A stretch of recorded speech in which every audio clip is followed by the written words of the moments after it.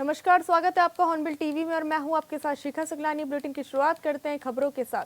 देश भर में आज विश्व पर्यावरण दिवस के अवसर पर वृक्षारोपण किया जा रहा है। इसी क्रम में देहरादून में भी एक पेड़ मां के नाम अभियान के तहत कार्यक्रम का आयोजन किया गया, जहां प्रदेश के मुखिया पुष्कर सिंह धामी ने शिरकत की। इस मौके पर वन मंत्री सुबोध उनियाल भी साथ में मौजूद रहे। कार्यक्रम में सीएम ने पर्यावरण के क्षेत्र में उत्कृष्ट कार्य करने वाले लोगों को पुरस्कार देकर सम्मानित किया। साथ ही सीएम धामी ने कार्यक्रम को संबोधित करते हुए कहा कि एक पेड़ मां के नाम अभियान के तहत कम से कम एक वृक्ष अवश्य लगाएं और दूसरों को भी इसके लिए प्रेरित करें।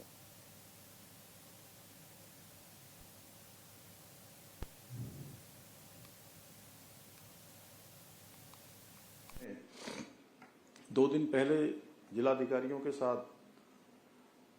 संवाद में मैंने उनसे कहा था कि अपने अपने जनपद में एक अधिकारी इस काम के लिए नोडल बनाया जाए कि जितने हमारे अमृत सरोवर बनाए गए हैं या सारा के माध्यम से जिन स्रोतों को फिर से रिचार्ज किया गया है या रिचार्ज करने की आवश्यकता है, छोटे छोटे तालाब, उन सब की एक बृहद स्तर पर समीक्षा होनी चाहिए और इनके माध्यम से हम विभिन्न विभागों के मध्य समन्वय स्थापित करते हुए राज्य के जो पारंपरिक जो जल स्रोत हैं उनको फिर से रिचार्ज करने का, पुनर्जीवित करने का कार्य कर रहे हैं। और मुझे आप सबको बताते हुए ये प्रसन्नता है कि विगत एक वर्ष में प्रदेश के लगभग 6500 से अधिक जल स्रोतों के संरक्षण एवं उपचार का कार्य सफलतापूर्वक संपन्न किया गया है। वहीं लगभग 3.12 मिलियन घन मीटर वर्षा जल का संचयन करके जल संरक्षण की दिशा में भी हमने एक महत्वपूर्ण उपलब्धि हासिल की है। हमारी सरकार ने प्रदेश में एक महत्वपूर्ण पर्यावरणीय कदम उठाते हुए सिंगल यूज प्लास्टिक के उपयोग पर पूर्णतः प्रतिबंध लागू किया है। साथ ही चार धाम यात्रा में आने वाले सभी तीर्थयात्रियों से, श्रद्धालुओं से हमने जहां उनसे अनुरोध भी किया है, अपील भी की है कि यात्रा के कुछ नियम हमारे पूर्वजों ने निर्धारित किए थे कि जब भी हम कोई धार्मिक यात्रा करते हैं तो उस यात्रा के नियम होते हैं, साफ सफाई रखनी है, किस प्रकार से हमको प्रकृति के साथ व्यवहार करना है, किस प्रकार से लोगों के साथ व्यवहार करना है, किस प्रकार से आत्मानुशासन अपनाना है। उसी के साथ हमने यह भी उनसे अनुरोध किया है कि सिंगल यूज जो प्लास्टिक है उस पर वो पूरी तरह उसको यूज में न लाएं और अपने साथ एक बैग साथ में लेकर आए, गाड़ी में एक बैग की व्यवस्था करें और एक कूड़ादान, जो भी हमारे यात्री आ रहे हैं धार्मिक, पर्यटन, अन्य अवसरों पर, अपने कूड़ादान अपने वाहन में अवश्य अनिवार्य रूप से उसको रखें। मुझे ये बताते हुए प्रसन्नता हो रही है कि ये हमारा संकल्प है कि हम पर्यावरण के संरक्षण की दिशा में संकल्पबद्ध होकर काम करेंगे। और अभी हमने हाल में आयोजित हुए 38वें राष्ट्रीय खेल, उनको ग्रीन गेम्स की थीम पर आयोजित किया। इस आयोजन में सभी मेडल और पुरस्कार ई वेस्ट सामग्री से बनाए गए, खेल किट भी रिसाइकिल्ड सामग्री से तैयार की गई। भाइयों बहनों, मेरा मानना है कि हमें उत्तराखंड में इकोलॉजी और इकोनॉमी के बीच संतुलन बनाते हुए काम करना होगा। पर्यावरण है तो हम सब हैं और अगर पर्यावरण सुरक्षित नहीं होगा तो हम सब भी चैन की सांस नहीं ले पाएंगे। पर्यावरण के इस महत्व से सभी को अवगत कराने के लिए हर साल 5 जून के दिन विश्व पर्यावरण दिवस मनाया जाता है। इस दिन को मनाने का मकसद लोगों को पर्यावरण संरक्षण का महत्व समझाना और पर्यावरण संरक्षण के प्रति जागरूक कराना है।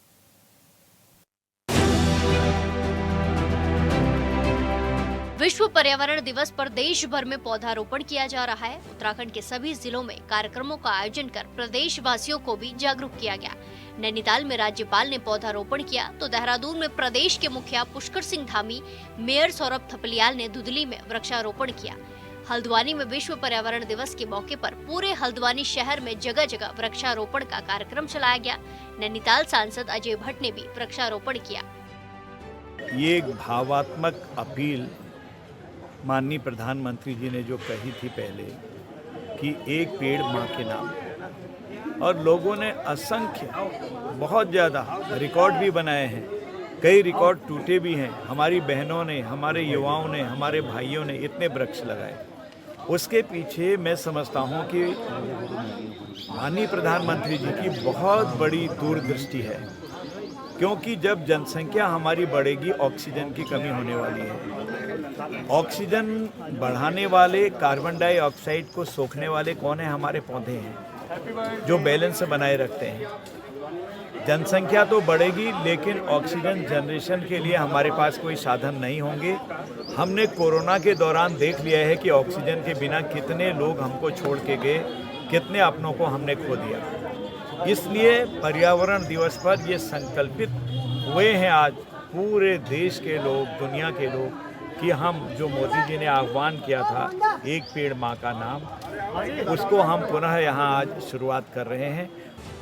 विश्व पर्यावरण दिवस के अवसर पर देहरादून के मेयर सौरभ थपलियाल ने नगर निगम की टीम के साथ देहरादून के दुदली में वृक्षारोपण किया और सभी लोगों को पर्यावरण की सुरक्षा करने की शपथ भी दिलाई। वहीं इसी बीच सौरभ थपलियाल ने कहा कि बरसात का मौसम पौधों को रोपने का सही समय है, जिसमें पौधों को बड़ा होने में मदद मिलती है। साथ ही उन्होंने कहा कि पर्यावरण सुरक्षित रहेगा तो हम सुरक्षित रहेंगे, जिसे देखते हुए सभी लोगों को वृक्षारोपण करने में हिस्सा लेना चाहिए।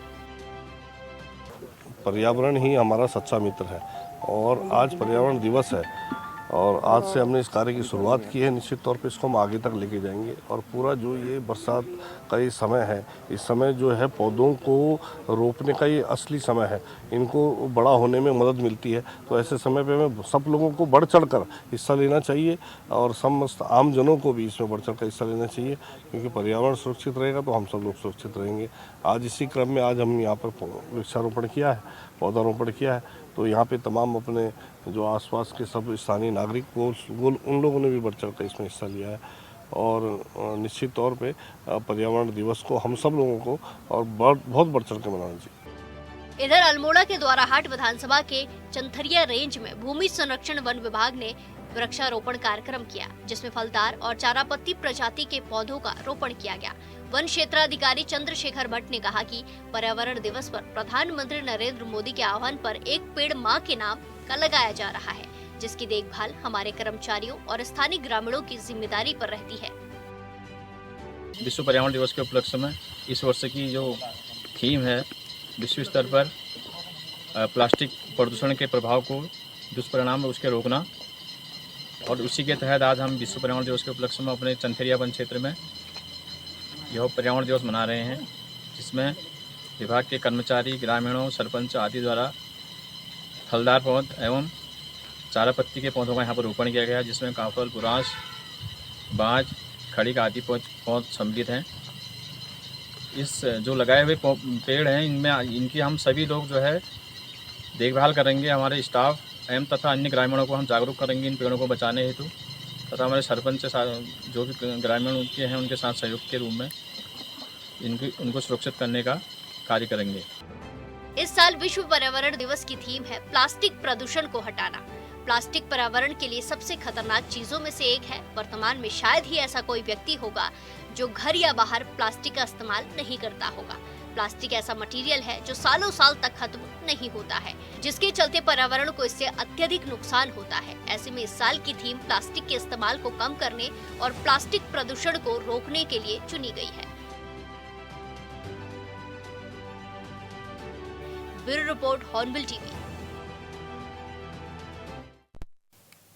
देहरादून में रिस्पना और बिंदाल नदी पर 2 एलिवेटेड रोड प्रस्तावित है, जिस पर सरकार अब तेजी से काम कर रही है। निर्माण कार्य में हजारों भवन जद में आ रहे हैं, जिस पर अब राजनीति हो रही है।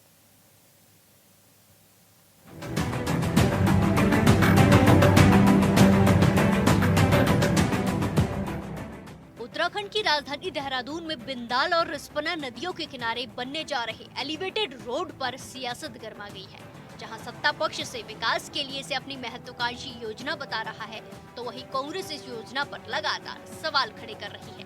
पूर्व मुख्यमंत्री हरीश रावत ने एलिवेटेड रोड पर सरकार पर कई सवाल खड़े किए हैं। ये कागजात यदि ये इस्टेब्लिश करते हैं क्योंकि मैंने एक बात कहा कि हमने केवल मलिन बस्तियां चिन्हित ही नहीं की, उनकी संख्या भी आइडेंटिफाई की है। यदि 2000 उस एक्ट के पारित होने से, विधानसभा के अधिनियम के प्रभावी होने से पहले जो लोग यहाँ बस गए थे वो उनको मालिकाना हक दिया जाना चाहिए, क्योंकि राज्य का कानून कहता है कि उनको मालिकाना हक दिया जाए। आपने प्रोसेस स्टार्ट नहीं की, आप यदि उसकी प्रोसेस को बल्कि स्टार्ट नहीं किया, आपने प्रोसेस को रोक दिया, बीच में बाधित कर दिया। जब 500 लोगों को मिल गए थे, 500 से ज़्यादा लोगों को मिले हैं मालिकाना हक, तो आपने उस प्रोसेस को रोका क्यों? आपने रोका है इसलिए वो वंचित हुए। पूर्व सीएम का आरोप है कि रिस्पना बिंदाल नदी के किनारे मलिन बस्तियों में बसे लोगों को मालिकाना हक देने के बजाय उजाड़ने का प्रयास किया जा रहा है। कांग्रेस सरकार के समय 2016 में विधानसभा में सर्वसम्मति से कानून पारित कर 500 लोगों को मालिकाना हक दिया गया, लेकिन 2017 में सत्ता में आने के बाद भाजपा ने इस कानून को लागू नहीं किया। सरकार की ओर से बिना किसी वैकल्पिक व अधिग्रहण की प्रक्रिया को अपनाए मलिन बस्तियों में लोगों के घरों पर निशान लगाए जा रहे हैं।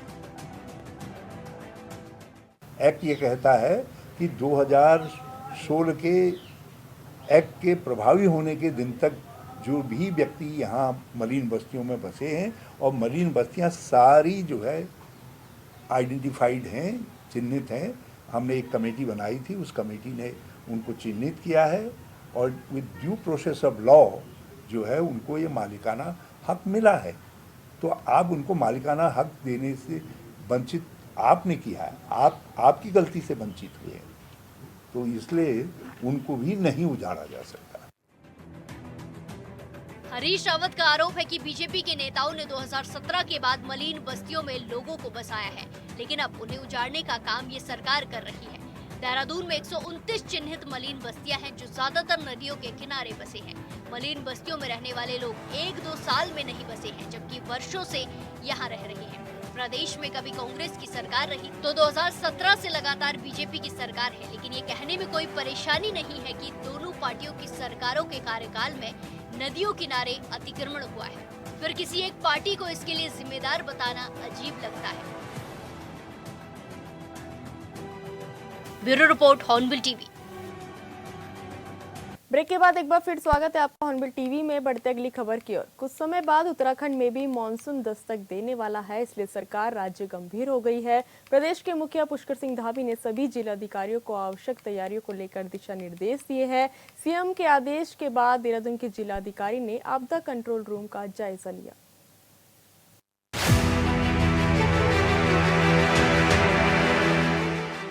प्रदेश के मुखिया पुष्कर सिंह धामी के निर्देश पर देहरादून के जिलाधिकारी सवीन बंसल ने आपदा परिचालन केंद्र का औचक निरीक्षण कर व्यवस्थाएं देखी। जिलाधिकारी ने निर्देश दिए हैं कि आपदा कंट्रोल रूम की दीवारों को जिले के तहसील, थाना, हॉस्पिटल एवं आवश्यक सेवाओं वाले संस्थानों के GIS मैप से सुसज्जित किया जाए। उन्होंने मानसून काल में तीव्र रिस्पांस के लिए NH, लोक निर्माण विभाग, UPCL, जल संस्थान के JE को सुबह और शाम 1 से 2 घंटा आपदा परिचालन केंद्र में उपस्थित रहने और अपने अपने विभाग से संबंधित शिकायतों का तीव्र निस्तारण के निर्देश दिए हैं। ये जो हमारा जिले का कंट्रोल रूम है, यहीं से कोई भी अवर सिचुएशन उत्पन्न होती है, कहीं पर लैंडस्लाइड आता है, कहीं पर मलबा आता है, कहीं पर अर्बन फ्लडिंग होती है, कहीं पर पेयजल संकट आता है, कहीं पर कोई पेड़ गिरता है, तो सारे डिपार्टमेंट्स को जो निर्देश हैं यहीं से प्रदत्त किए जाते हैं through wireless phone lines and other communication systems. चाहे वो हमारे जल से रिलेटेड 7 डिपार्टमेंट्स हैं, जल संस्थान, जल निगम, UUSDA, स्मार्ट सिटी, स्काडा या नलकूप, या हमारा UPCL है, PWD, NH। ये व्यवस्था यहाँ पर स्ट्रीमलाइन की गई है कि सभी डिपार्टमेंट के JEs प्रतिदिन 1 घंटा सुबह 1 घंटा शाम यहाँ पर बैठकर आने वाली कंप्लेंट्स का निस्तारण करेंगे। हमारा कंप्लेंट रिड्रेसल सिस्टम सुचारू रूप से चल रहा है, सारी कंप्लेंट्स दर्ज होती हैं। देहरादून के जिलाधिकारी ने बताया कि अभी तक प्राप्त 125 विभिन्न शिकायतों में से 122 का निस्तारण कर दिया गया है। जिलाधिकारी ने सख्त निर्देश दिए हैं कि आपदा कंट्रोल रूम में प्रबंधन एवं रखरखाव सहित आपदा की घटनाओं पर तीव्र रिस्पॉन्स हो। साथ ही निर्देशित किया है कि आपदा कंट्रोल रूम के सभी लैंडलाइन नंबर, मोबाइल नंबर दीवारों पर चस्पा करें। 6 फोन लाइंस हैं जो पब्लिक के लिए ओपन है और अभी तक हमको 125 कंप्लेंट्स प्राप्त हुई थी, 122 का निस्तारण किया जा चुका है। तो लक्ष्य ये है, ऑनरेबल सीएम के निर्देश हैं सभी जिलों को, पर्टिकुलरली कैपिटल रीजन में, कि किसी भी तरह की कोई एडवर्स सिचुएशन, जनहानि, माल की हानि हमें प्रिवेंट करनी है थ्रू त्वरित रिस्पांस टाइम को न्यून करते हुए सभी डिपार्टमेंट्स को विजिलेंट मोड पे रखा गया। सवीन बंसल ने आपदा प्रबंधन के पत्राचार लेटर हेड पर सभी नंबर अंकित करने के निर्देश दिए हैं। साथ ही जिले के प्रत्येक भूस्खलन संबंधित क्षेत्रों के नजदीकी जेसीबी की तैनाती करने के निर्देश भी संबंधित अधिकारियों को दिए गए हैं। Bureau report, Hornbill TV.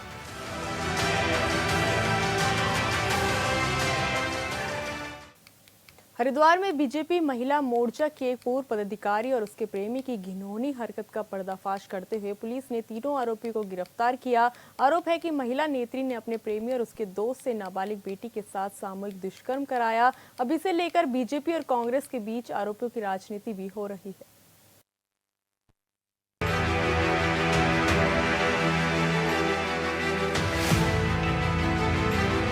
Haridwar में 13 वर्षीय नाबालिग बेटी से सामूहिक दुष्कर्म कराने के मामले में फंसी बीजेपी महिला मोर्चा की पूर्व पदाधिकारी अनामिका शर्मा शुरू से ही चर्चाओं में रही है, मगर अब उसकी इस करतूत ने सभी को हैरान करके रख दिया है। जिस वक्त पीड़िता ने पुलिस के सामने दिए बयान में दरिंदगी की कहानी बयां की, तो पुलिस अफसर भी हैरत में पड़ गए। नाबालिग बच्ची के साथ हुई दुष्कर्म की घटना को पुलिस के द्वारा संज्ञान में लिया गया था, जिसमें पीड़िता बच्ची की मां और उसके प्रेमी को पुलिस के द्वारा तत्काल गिरफ्तार करके न्यायिक अभिरक्षा में भेजा गया था। इस संबंध में एक अभियुक्त जो फरार चल रहा था, आज उसे शाहपुर मुजफ्फरनगर से अरेस्ट किया गया है और आज उसको न्यायालय में पेश किया जाएगा। पुलिस भी हैरान है कि एक मां अपनी ही बेटी के साथ ऐसा कैसे करवा सकती है। पीड़िता ने बयानों में ये तक बताया है कि कार में जब उससे दरिंदगी हुई तो वो रोते हुए चिल्लाती रही, मगर मां ने उसे ये कहकर चुप कर दिया कि ये सामान्य बात है, ये सब तो करना ही पड़ेगा। पुलिस की जांच में ये भी बात सामने आई है कि महिला नाबालिग बेटी को गलत रास्ते पर धकेलने की कोशिश में थी। नाबालिग बच्ची के साथ हुई दुष्कर्म की घटना को पुलिस के द्वारा संज्ञान में लिया गया था, जिसमें पीड़िता बच्ची की मां और उसके प्रेमी को पुलिस के द्वारा तत्काल गिरफ्तार करके न्यायिक अभिरक्षा में भेजा गया था। इस संबंध में एक अभियुक्त जो फरार चल रहा था, आज उसे शाहपुर मुजफ्फरनगर से अरेस्ट किया गया है और आज उसको न्यायालय में पेश किया जाएगा। बीजेपी से संबंध होने पर पार्टी के प्रदेश मीडिया प्रभारी ने बयान जारी करते हुए कहा कि पार्टी का स्पष्ट मत है कि जो भी कार्यकर्ता किसी भी अनैतिक गतिविधियों में सम्मिलित हो, उसके लिए पार्टी में कोई स्थान नहीं है। पार्टी इस घटना की घोर निंदा करती है। उन्होंने कहा कि महिला को 2024 में पद मुक्त किया गया था, वहीं अब इस पर कार्रवाई करते हुए पार्टी ने प्राथमिक सदस्यता निलंबित भी कर दी है। बीजेपी के मीडिया प्रभारी ने आड़े हाथों लेते हुए कहा कि विपक्ष का काम हर मामले में राजनीति करना है। देखिए, हरिद्वार की जो घटना है वो बहुत ही शर्मनाक है और इस तरह के कुकृत्य करने वाले व्यक्तियों को कभी माफ़ नहीं किया जा सकता है। और भारतीय जनता पार्टी चार चरित्र और चेहरे के रूप में जानी जाती है और अपने सभी, चाहे कोई भी पदाधिकारी हो, कोई कार्यकर्ता हो, सभी से एक अच्छे कार्य करने की उम्मीद रखती है। और जो हरिद्वार की जो घटना है उसे संदर्भित, क्योंकि संदर्भित महिला को 2024 में ही पार्टी से पद मुक्त कर दिया गया था, जब उसकी शिकायतें सामने आई थी। और इसके साथ ही उनको पार्टी से निष्कासित भी कर दिया गया है। और भारतीय जनता पार्टी अपने सभी कार्यकर्ताओं से अच्छे कार्य करने की उम्मीद करती है, लेकिन कांग्रेस पार्टी को हर मामले में राजनीति करना उनका कर्तव्य सा बन गया है। और क्योंकि भारतीय जनता पार्टी की ही एक ऐसी पार्टी है जो हर व्यक्ति से अच्छे कार्यों की उम्मीद करती है और अनुशासित रहने की अपेक्षा करती है। इधर मामले पर उत्तराखंड कांग्रेस पार्टी ने बीजेपी को आड़े हाथों लिया है। कांग्रेस के प्रदेश उपाध्यक्ष सूर्यकांत धस्माना ने कहा कि भाजपा का चाल चरित्र और चेहरा यही है। भाजपा बेटी बचाओ बेटी पढ़ाओ की बात करती है, लेकिन हरिद्वार की जो शर्मनाक घटना सामने आई है, इससे सभी को झकझोर कर रख दिया है कि कैसे एक मां अपनी ही बेटी को ऐसे कृत्य में धकेल सकती है। उन्होंने कहा कि भाजपा की कथनी और करनी में बहुत फर्क है। इससे बड़ा पाप दुनिया में कोई नहीं हो सकता, और ये पाप भारतीय जनता पार्टी की एक वरिष्ठ नेता, जो उत्तराखंड की नहीं बल्कि देश की आध्यात्मिक राजधानी हरिद्वार, उस हरिद्वार की महिला मोर्चा की जिला अध्यक्ष रही हैं। और कोई ऐसा नेता नहीं है, छोटे से लेकर बड़े तक, प्रदेश से लेकर के राष्ट्रीय स्तर तक, जिनसे उनका संपर्क और संबंध ना हो। और आज जिस प्रकार से ये मामला सामने आया है, हमने तो शंकराचार्य जी की वो स्तुति सुनी है जिसमें वो कहते हैं कुपुत्रो जायेता क्वचिदपि कुमाता न भवति। पुत्र कुपुत्र हो सकता है लेकिन माता कुमाता नहीं हो सकती। लेकिन ये कुमाता जिसने इतना बड़ा महापाप इस धरती पर किया है, पता नहीं भगवान क्या करेगा उसका। भारतीय जनता पार्टी ने तो इस मामले को प्रकाश में आने के बाद उनके खिलाफ एक्शन किया, और जो अपनी 13 साल की मासूम नाबालिग बेटी के साथ कुकृत्य करवा सकती है, उसका बलात्कार करवा सकती है, उसके साथ अनैतिक कार्य करवा सकती है, स्वयं उस महिला ने आज तक क्या क्या पाप किए होंगे, क्या क्या अनैतिक कार्य किए होंगे, ये तो बीजेपी के लोग बेहतर जानते हैं। पुलिस के अनुसार पीड़िता से पूछताछ और बयान दर्ज करने की प्रक्रिया करीब 5 घंटे तक चली। इन 5 घंटों के दौरान सिलसिलेवार बच्ची ने अपने साथ हुई दरिंदगी की बात बताई। सबसे बड़ी चौंकाने वाली बात ये रही कि जनवरी में रात के समय मां उसे घुमाने के बहाने अपने दोस्तों के साथ कार में लेकर गई। जहां पहुंचते ही उसने कार में पीछे की तरफ उसे दोनों दोस्तों को सौंप दिया। आज हर कोई इस खबर को सुनकर हैरान है।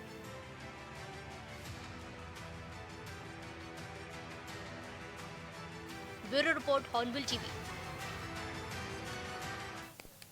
उत्तराखंड में 2 दिनों से राजस्व निरीक्षक, राजस्व उप निरीक्षक और राजस्व सेवक संघ के लोग विरोध प्रदर्शन कर रहे हैं। चंपावत जिला मुख्यालय तहसील परिसर में भी राजस्व कर्मचारियों ने 2 सूत्रीय मांगों को लेकर धरना प्रदर्शन करते हुए जल्द मांग पूरी न होने पर उग्र आंदोलन की चेतावनी दी है। आगे और लड़ाई है, अभी तो नहीं अंगड़ाई है, आगे और लड़ाई है। भारत माता की जय, भारत माता की जय। देवभूमि में राजस्व निरीक्षक, राजस्व उप निरीक्षक और राजस्व सेवकों का कार्य बहिष्कार जारी है, जिसकी वजह से तहसील से संबंधित काम नहीं हो रहे हैं। चंपावत तहसील में संगठन जिला अध्यक्ष पुष्कर नाथ गोस्वामी के नेतृत्व में कर्मचारियों ने प्रदर्शन किया। जिला अध्यक्ष ने बताया कि लंबे समय से अंश निर्धारण के लिए कर्मचारी आवाज उठा रहे हैं, लेकिन सुनवाई नहीं हो पा रही है। समस्त जिला इकाइयों द्वारा तहसील परिसर में बैठकर धरना प्रदर्शन और अपने कार्य का बहिष्कार किया जा रहा है। यह बहिष्कार जो है हमारे मुख्यतः 2 मांगों को लेकर है, जो शासन के सम्मुख रखी गई हैं हमारे संगठन के द्वारा। पहली मांग यह है कि पुलिस कार्य का बहिष्कार, जो माननीय उच्च न्यायालय नैनीताल द्वारा पूर्व में आदेशित किया था कि 1 मई तक जो है राजस्व पुलिस का कार्य राजस्व विभाग से नियमित पुलिस में हस्तांतरित होना था, लेकिन आज तिथि तक इस पर कोई कार्रवाई नहीं हुई है, जिस पर हम तत्काल कार्रवाई चाहते हैं। पहली मांग है कि हर राजस्व उप निरीक्षक को लैपटॉप और डेटा पैक की व्यवस्था की जाए, जबकि दूसरी मांग है कि हाईकोर्ट के निर्देशानुसार राजस्व पुलिस का कार्य नियमित पुलिस को हस्तांतरित किया जाए। आरोप है कि सरकार उनकी मांगों को अनदेखा कर रही है। उन्होंने शीघ्र मांग पूरी नहीं करने पर आंदोलन की चेतावनी दी है। दूसरा ये है कि खतौनी अंश निर्धारण का कार्य हम लोग कर रहे हैं, परंतु उसमें हमारे पास कोई मूलभूत सुविधाएं नहीं है। जैसे वो ऑनलाइन कार्य है, हमारे पास न लैपटॉप है और न डेटा पैक है और न अन्य कोई उससे संबंधित कोई सुविधा है। तो हमारी ये 2 मुख्य मांगें हैं जिनको हमने शासन के सम्मुख रखा है, और हम आशा ही नहीं पूर्ण विश्वास है कि सरकार और शासन इस पर गौर करेगा। अन्यथा की स्थिति में फ़िलहाल हमारा आज 2 दिवसीय धरना प्रदर्शन था, जो आज दूसरा दिवस है और इस पर अगर कोई कार्रवाई नहीं होती है तो जैसा प्रांतीय कार्यकारिणी तय करेगी उस हिसाब से हम संगठन के साथ खड़े रहेंगे। प्रदर्शन करने वालों में उपाध्यक्ष मोहित सिंह मेहता, सचिव सुनील सिंह, कोषाध्यक्ष कौशल पुनेठा, अशोक कुमार, चंद्रशेखर पंत, ईश्वरी राम, विनोद सिंह, जीवंत रिंगवाल, शुभम पुजारी, कमल किशोर, पुष्कर चंद्र, सपना ओली, हीना साहिब खातून, जीवंती कॉलोनी, जीवन भट्ट, विजय भंडारी, प्रकाश जोशी, सुरेश राम, उमेश नेगी सहित अन्य लोग मौजूद रहे। Bureau report, Hornbill TV.